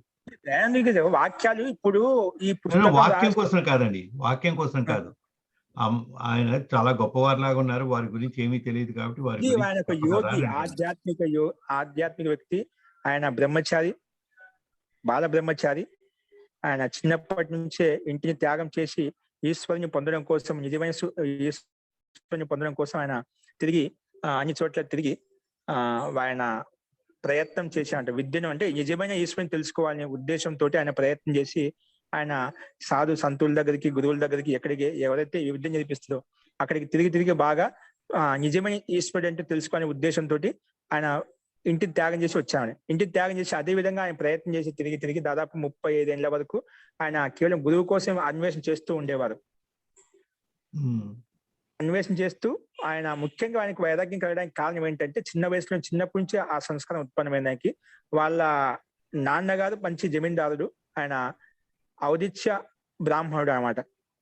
కులాగతంగానే వంశానుగతంగా బ్రాహ్మణుడు. ఉదిత్య పరిమాణంలో ఉదిత్య భరద్వాజ గోత్రం కాకుండా ఔదిత్య బ్రాహ్మణుడు అనమాట అతను జన్మతహనే. సో ఆ జన్మతహనే బ్రాహ్మణుడు కాబట్టి వేదాలు మొత్తం కంఠస్థం చేసుకునే అతను. చిన్నప్పటి నుంచి వాళ్ళ కుటుంబ రీత్యా అది వంశానుగతంగా యజుర్వేదము, ఋగ్వేదం అవన్నీ కంఠస్థ చిన్నప్పుడు నేర్చుకునేవాడు. కానీ ఒకసారి ఆయన శివుడి మీద, అంటే శివరాత్రికి మనం జాగరణ చేస్తాం కదా అందరము, శివజాగం. అలాగా ఆ శివజాగం చేసినప్పుడు భక్తితో ఉన్నప్పుడు చాలా మంది ఉపవాసం పెట్టుకుంటారు. రాత్రి శివజాగం చేసేటప్పుడు అందరు తినకుండా అదో అంతా ఉపవాసం ఉంటారు. ఆ చిన్న వయసులోనే దాదాపుగా 12-14 ఏళ్ల వయసులోనే చిన్నప్పుడే అతను కూడా వాళ్ళ నాయన మంచి బ్రాహ్మణుడు, పండితుడు అన్నమాట. సో అదే రకంగా ఆయన కూడా ఒకటే కొడుకు అతనికి. తో ఆయన కూడా వాళ్ళ నాన్న ప్రకారం నేను ఉపవాసం ఉంటాను, పుణ్యం వస్తుంది, మంచిది, నువ్వు కూడా ఉపవాసం ఉండు, శివుడు దర్శనం అవుతాడు, శివుడు ప్రత్యక్షం అవుతాడు అని చెప్పారు అన్నమాట. శివ జాగరణ చేస్తే ఏమొస్తుందంటే చిన్న వయసులో అప్పుడు మాటలు అలాగే ఉంటాయన్నమాట. తెలియని వయసు. దీనివల్ల ఉపయోగం ఏంటి, దీనివల్ల లాభం ఏంటి, ఉపవాసం ఉంటే పుణ్యం వస్తుంది, శివుడు సాక్షాత్కారం అవుతాడు అంటే. శివుడు సాక్షాత్కారం అవుతే నేను ఖచ్చితంగా కూడా ఉపవాసం ఉంటా అని చెప్పి ఉంటాడు చిన్నదవిడ. అప్పుడు కలిసి 8 ఏళ్ళు 10 ఏళ్ళు ఉంటాయి అనుకుంటాను, లేదంటే 12 ఏళ్ళు ఉంటాయో, అంత ఎగ్జాక్ట్ తెలుసు, దాదాపు 10-12 అనుకోండి. ఆ సమయంలో సరే జాగరణ చేస్తాను ఏం తినకుండా. తో ఆ రోజు శివరాత్రి జాగరణ చేస్తూ ఉంటే చాలా మంది పండితులు పూజలు చేస్తూ ఉంటారు. దాదాపు 10, 11, 12 అయిపోయింది. అందరూ సాధ్యమైనంత వరకు భక్తులు వచ్చేంత వరకు పూజలు చేస్తూ ఉండేవాళ్ళు పండితులంతా కూడా. కానీ కాలాంతరం ఎంతసేపు వస్తుందో ఒక సీమ అంటూ ఉంటుందా, నిదానంగా అందరూ కూడా జాగరణ చేస్తున్నారు, భజన చేసే వాళ్ళు చేస్తున్నారు. అందరూ చేసి నిదానంగా 1-2 అవుతాయని అందరూ నిదానంగా నిద్రలోకి వెళ్ళిపోతున్నమాట. ఒక చిన్నగా పక్కకు పోవడము, అంటే గుడి దగ్గర అందరూ జాగరణ చేస్తున్నారు, భజన చేస్తూ ఉండనమాట. చేస్తూ ఈయన కూడా బ్రాహ్మణు పరివారంలో వచ్చిన కుటుంబంలో పుట్టినటువంటి పిల్లవాడే కదా, ఆయన కూడా పండితుడు, ఆయన నాన్నగారు కూడా. సో ఇవన్నీ చేయిస్తూ ఉంటారు అనమాట. ఈయన కూడా ఆ శివుడి దగ్గర కూర్చొని రోజు అక్కడ పుష్పాలు అర్పిస్తున్నాడు అనమాట. అంటే నైవేద్యం ప్రకారం అయితే పూజ ఉందో ఆ పూజాభిషేకం చేస్తున్నాడు కూర్చొని పండితులతో పాటు. అలా చేస్తూ చాలా మంది నిదానంగా వెళ్ళిపోయారంట. 10-12 1 గంటకు వచ్చేసరికి అందరికి వెళ్ళిపోయారు, అందరికి నిద్రపోయారంట, ఎవరు మేలుకోలేమట. కానీ శివుడిని చూడాలి, నిజంగా శివుడు మా నాన్న చెప్పాడు, శివుడు సాక్షాత్కారం అవుతా అని చెప్పాడు కదా, శివుడు నిజంగా కనిపిస్తాడని చెప్పి ఆ శివుడి కోసం ఆయన ప్రతీక్ష చేస్తుంటామన్నమాట. శివుడు వస్తాడు కదా, దర్శనం ఇస్తాడు, శివుడు వస్తాడు, దర్శనం ఇస్తా అని చెప్పి. కానీ నిదానంగా వాళ్ళ నాన్న కూడా అందరు వెళ్ళిపోయిన తర్వాత వాళ్ళ నాన్న కూడా పడుకుంటాడు, ఒక మూలకు పోయి ఆయన కూడా పడుకుంటాడు.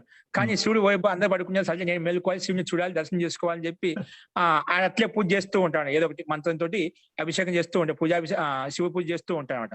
కానీ ఇతను కూడా ఈ చిన్న పిల్లవాడికి నిద్ర బాగా వస్తూ ఉంటుంది అనమాట. అతని పేరు చిన్నప్పుడు మూల శంకర్, అతని పేరు దయానంద పేరు తర్వాత సన్యాస దీక్ష తీసుకున్న తర్వాత ఆ పేరు వచ్చింది, గురుగారు పెట్టేది మూల శంకర్ అనమాట. అతని పేరు శంకరుడు అనమాట.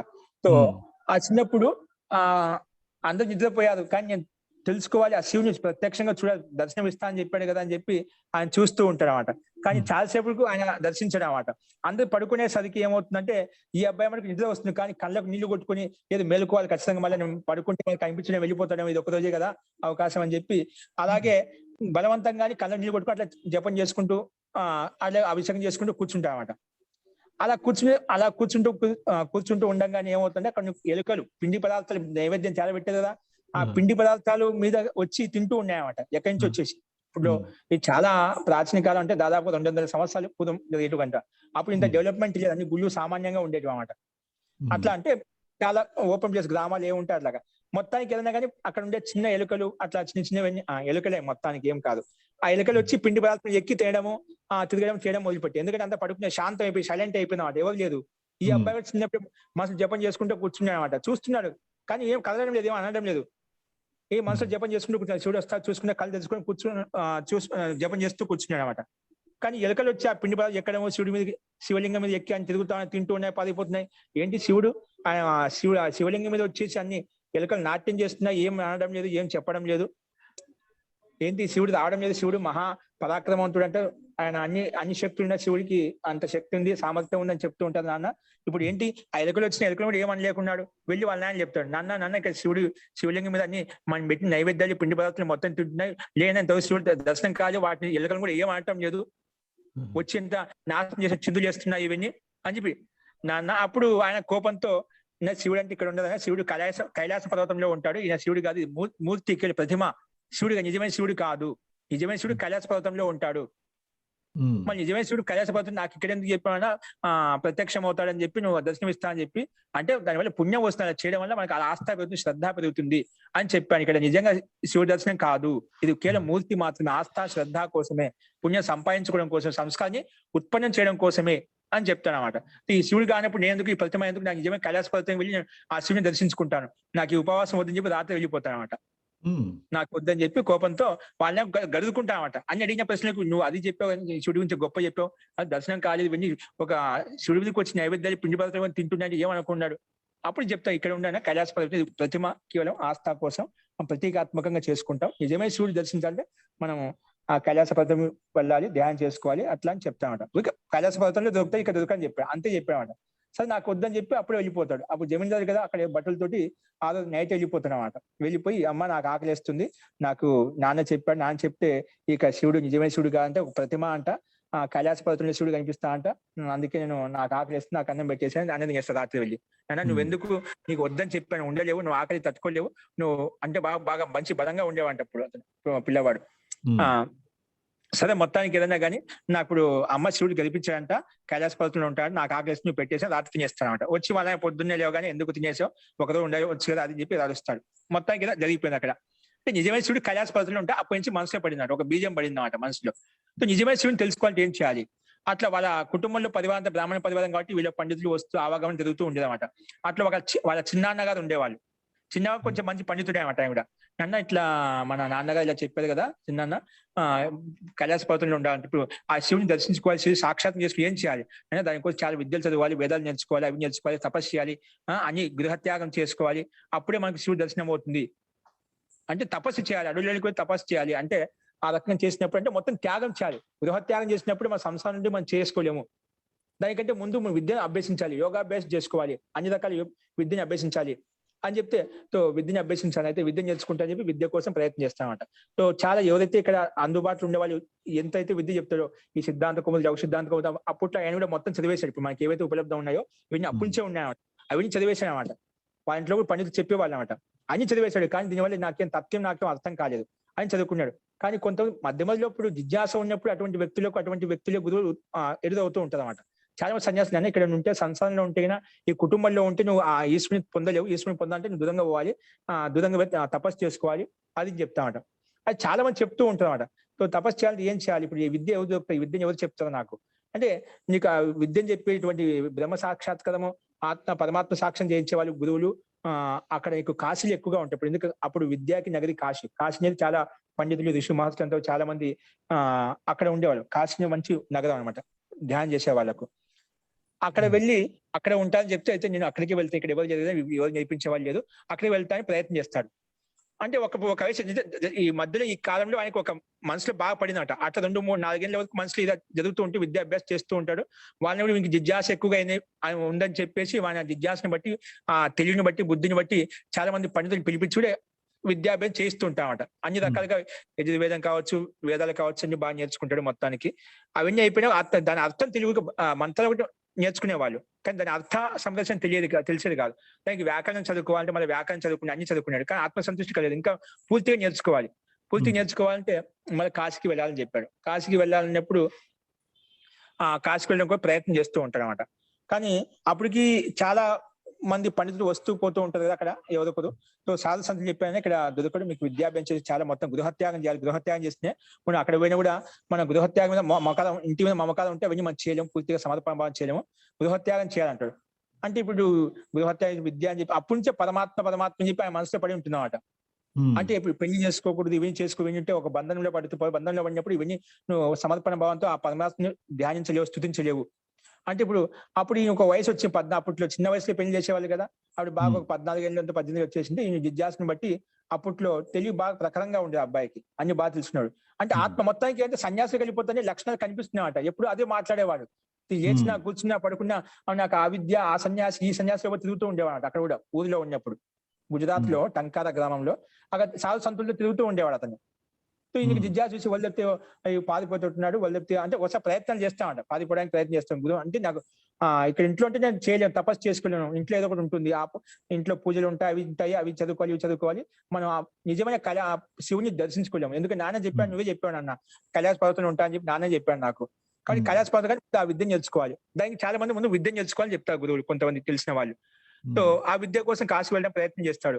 కానీ పోతున్నా అని చెప్పి తెలిసి అప్పుడు ఒక 14-15 వయసులోనే ఇంక పెళ్లి చేయాలి, ఎట్లనే ఒక కట్టి పడేస్తే ఇక్కడే ఉంటాడు, లేకపోతే కష్టం అని చెప్తాడు అని వాళ్ళు ఒక ప్లానింగ్ చేసుకుని అంతా పెళ్లి చేయాలని చూస్తారు అన్నమాట. సో ఆ పెళ్లి చేయాలని చెప్పి నిశ్చయించుకున్నప్పుడు ఈయన ఇప్పుడు ఎట్లా కానీ తప్పించుకుని బలవంతంగా అంటే దానికంటే ముందు చాలా ప్రయోగాలు చేశామట.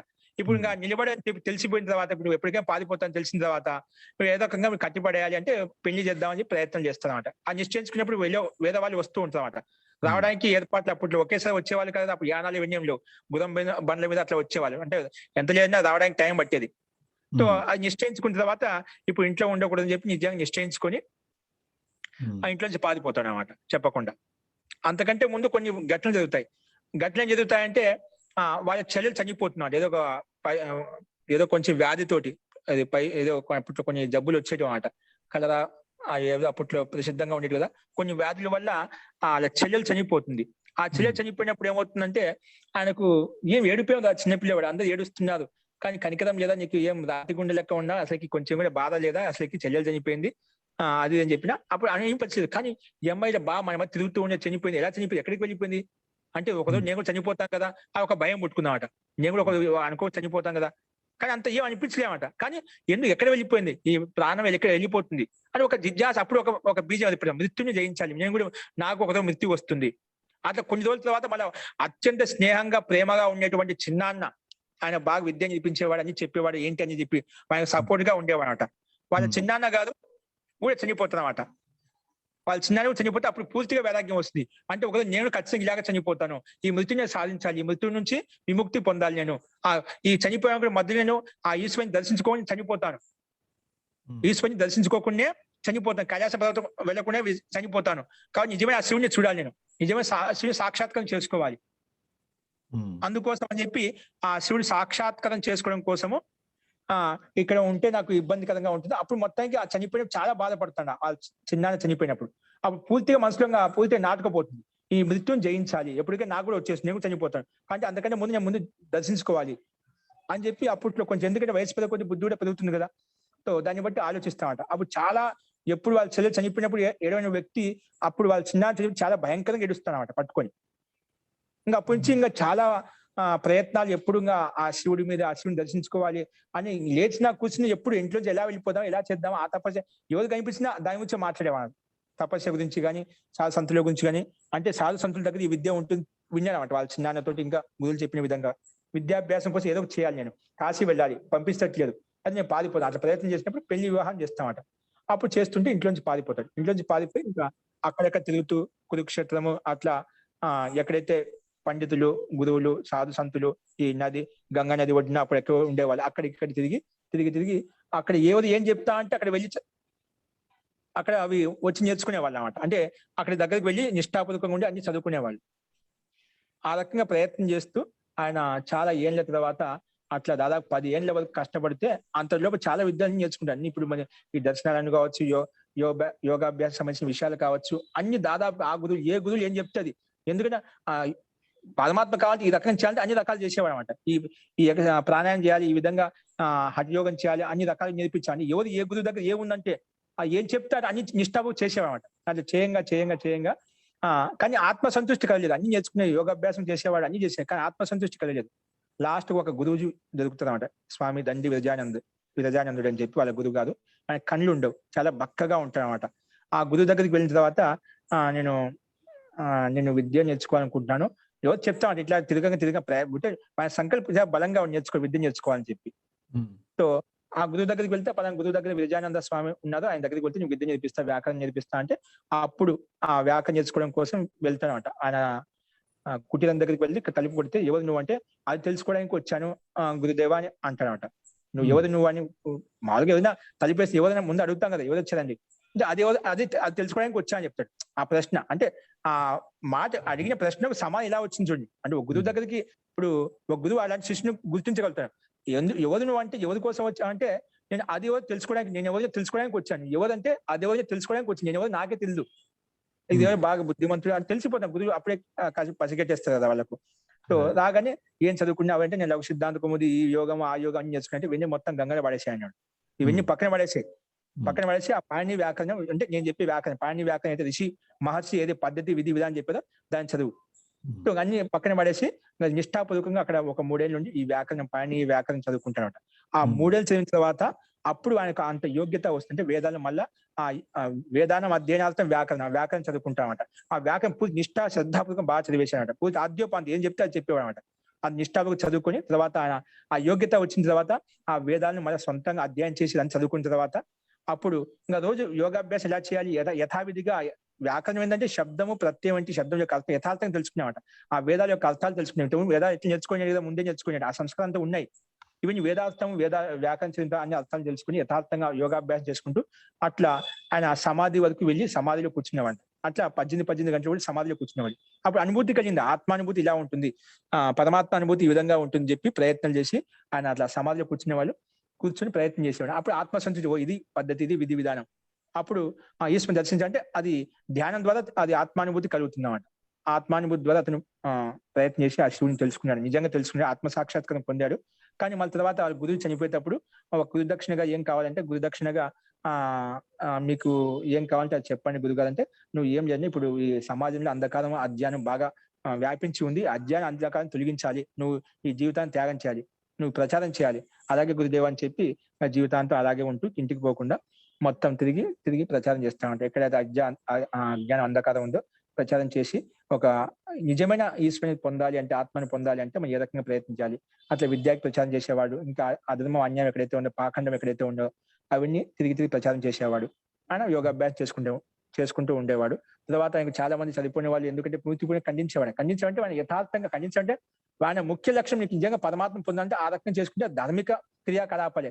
నిజంగా ఈశ్వరుని పొందాలంటే నువ్వు జ్ఞానం ద్వారా ముక్తిని పొందగలుగుతావు. ఆ ముక్తిని పొందాలంటే ఈ పద్ధతి ప్రకారం వెళ్ళాలి అని చెప్పేవాడు అన్నమాట. ఆయన ఆ రకం అంటే విరోధాన్ని కాదు, అట్లా ఆయన ప్రచారం చేస్తూ ఉండేవాడు. కానీ కొంతమంది కాలాంతరంలో ఎవరు విషయం ఇస్తారు, విషయం ఇచ్చిన తర్వాత ఆ విషయం అంతా బాగా అది ఎవరికైనా ఇస్తేనా వెనకనే క్షణాలు చనిపోతుంది అనమాట. కానీ ఆయన బ్రహ్మచర్య బలంతో అఖండ బ్రహ్మచారి, ఆయన యోగ శక్తి తపశక్తి ఉన్నది కాబట్టి ఆయన ప్రాణం వదిలేదు అనమాట. అలాగే పట్టుకున్నారు. కానీ చాలా చికిత్సలు చేశారు, కానీ సరైన చికిత్స అందుబాటులో దొరకలేదు అనమాట. దొరకనప్పుడు ఇంకా ఈ శరీరం పనికి రాదు, మొత్తం నష్టం అయిపోయింది.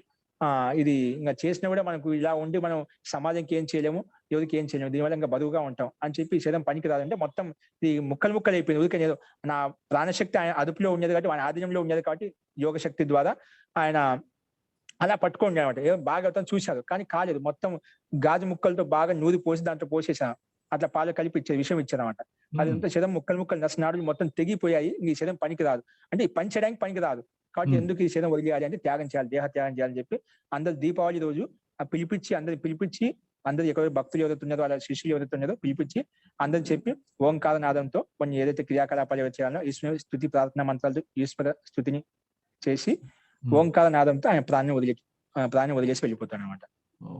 అంటే దాంట్లో చాలా ఇంకా క్రియాకలాపాలు, చాలా పుస్తకాలు, చాలా వేదాలు, ఋగ్వేదం రాసేది, యజుర్వేదం మొత్తం రాసేది, చిన్న చిన్న పుస్తకాలు చాలా రాసేది. సత్యార్థ ప్రకాశం ఒకటి, ఆయన జీవిత చరిత్ర చదివితే చాలా విషయాలు తెలుస్తాయి. ఆయన మొత్తం వేదాలను ఉద్ధరించి ఋషి మహర్షి చెప్పిన వేద పద్ధతి ఏదైతే ఉందో వాటిని ఉద్ధరించడం కోసం ఆయన ప్రయత్నం చేశాడు అనమాట. అంటే ఋషి మహర్షి పద్ధతిని వేదాల కోసం ఆయన ప్రయత్నం చేసి ఆయన వేదోద్ధారకుడిగా ఆయన రూపొందించాడు అనమాట. అంటే సమాజంలో ప్రసిద్ధుడయ్యాడు అనమాట. ఇది ఆయన యొక్క సంక్షేపంగా నేను చెప్పాను, ఏదో సందర్భం వచ్చింది కాబట్టి. ఇంకా సూక్ష్మంగా చాలా ఉన్నాయి. ఆయన ఈ మధ్య ఎన్ని ఒడిదుడుకులు ఏ విధంగా కష్టపడి అవి చూస్తున్నా చాలా ఇదే అనిపిస్తుంది. చరిత్ర ఉంది కదా, అది చదవండి రామకృష్ణారావు గారు. లేదండి, చదువుతానండి. మీరు పెట్టారు, నాకు తెలుసు. అవి పుస్తకం పెట్టారు, చూశాను. చరిత్ర చదివితే మీకు చాలా బాగా అది ఇంకా చాలా మంచిగా ఉంటుందండి. మనకు సత్యాన్ని గ్రహించాలి, అది ఏదని కాదు. చాలా మంది ప్రకాశం అది ఉద్దేశం కాదు. మిమ్మల్ని ఒకే మెట్టు మీద కాదు 2 మెట్లు ఇంకా పైకి వెళ్ళామని ఆయన ఉద్దేశం. అది సామాన్య. ఇప్పుడు పూజ అనేది ఒకటి ధార్మికమని ఏం చేయకుండా అనేది కాలాంతరంలో మనం పండితులు విద్వాంసులు ఏం చేశారంటే ఏమి చేయకుండా పూజగా ఏమవుతుంటే ఇప్పుడు అధర్మం అన్యాయంలో ఉండి పూర్తి మన కర్తవ్యాలను మన ధర్మంలో మనం మర్చిపోతున్నాం, మన కర్తవ్యాలు మర్చిపోయాం కాబట్టి ఏదో రకంగా వాళ్ళని ఒక పనిలో గుర్తించాలి. శ్రద్ధ, ఆత్మ పరమాత్మ తెలియడం, గురువుల మీద భక్తి లేకపోయిన వాళ్ళు ఏదో ఒక రకంగా వాళ్ళని కల్పించాలంటే పూజా విధానం మధ్యలో వచ్చినటువంటి క్రియా ప్రక్రియ అన్నమాట. ఆస్థ అంటే పూజ అంటే శ్రద్ధ, అంటే గురువుల పట్ల శ్రద్ధాభావంతో మనం సత్కరించాలి, వాళ్ళు చెప్పిన విధి విధానం నడుచుకోవాలి. కానీ తెలియకుండా చాలా మంది మూర్తి పూజ ఖండిస్తా అంటే మూర్తి పూజ ఏంటి అక్కడే ఉండదు. ఒక మెట్టు అదే, అది ఒక మెట్టు, తొలి మెట్టు అదే మెట్టు కాదు, ఇంకో మెట్లు పైకి ఎక్కి ఇది కాదు నీ లక్ష్యం. ఆత్మ పరమాత్మ పొందంటే అక్కడే ఉండకూడదు.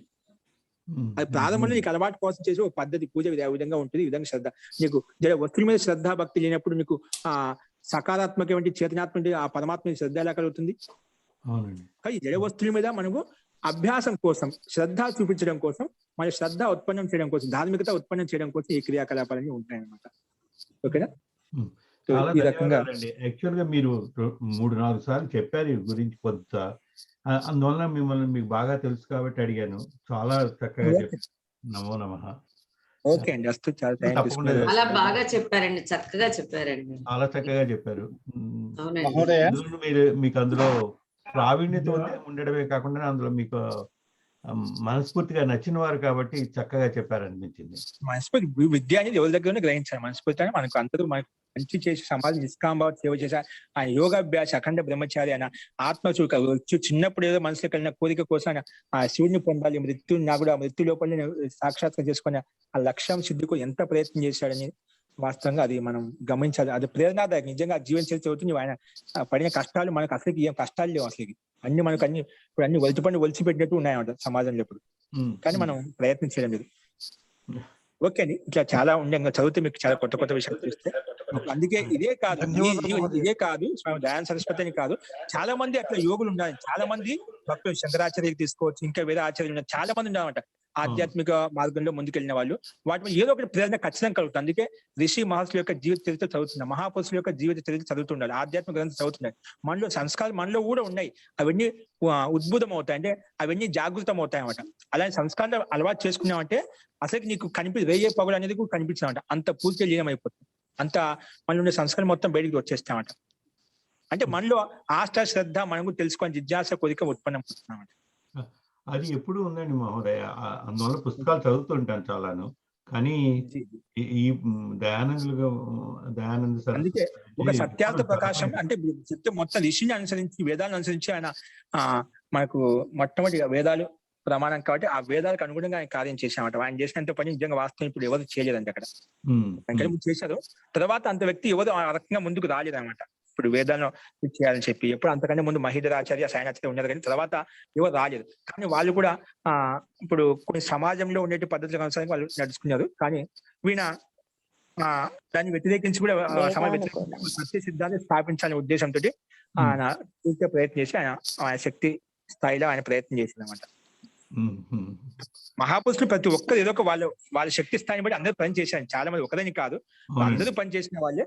కాబట్టి మనము వాళ్ళ ఎక్కడ ఏదైతే సత్యం కోసం వాళ్ళు సమాజం కోసం, దేశం కోసం, ఇంకా ఆత్మ కళ్యాణం కోసం ఏదైతే చేసిందో అక్కడ ఏవైతే మనకు సత్యాన్ని గ్రహించుకునే విషయాలు ఉన్నాయో అన్ని చోట్ల అన్ని గ్రహించుకోవాలి మనం.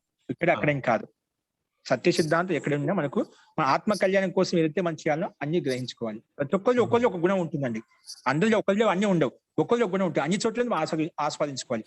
ఒకే గురువు కాదు, సమస్త గురువులు ఉన్నారు, ఒకే గురువుతో నడవలేదు, చాలా మంది గురువులు ఉన్నారండి. పైగా ఇక్కడ గురువులతో నేర్చుకున్నారు కదా. కానీ ఒక్కొక్కరు ఒక విషయం మీద కేంద్రీకృతమై పనిచేస్తూ ఉంటారు. ఆయన వేదాన్ని పట్టుకొని పనిచేసేది, వేరే వాళ్ళు ఇంకో విషయాన్ని కేంద్రీకృతం చేసుకుని పనిచేసేది, అట్లా రకరకాలుగా ఉండదు అనమాట. ఓకేనా? ఓకే అండి, ధన్యవాదాలు. చెప్పారు, చాలా ధన్యవాదాలు. ధన్యవాదాలు మహోదయ. గురువు గారు జీ సార్, ఇది భగవాన్ భగవంతో భగవంతః, అట్లాగా యావాన్ యావంతో యావంతః అనండి. జీ జీ అవునండి, అవునండి. అట్లాగే తావాన్ తావంతో తావంతః. జీ అలాగే అండి, అది కూడా. ఓకేనండి, థ్యాంక్ యూ. ఓకేనా? ఓకే అండి, అస్తు. సర్వేభ్యో నమః. సర్వేషాం శుభరాత్రి. పునర్మిలామః. ఓం నమస్తే. ధన్యవాదాలు గురువు గారు.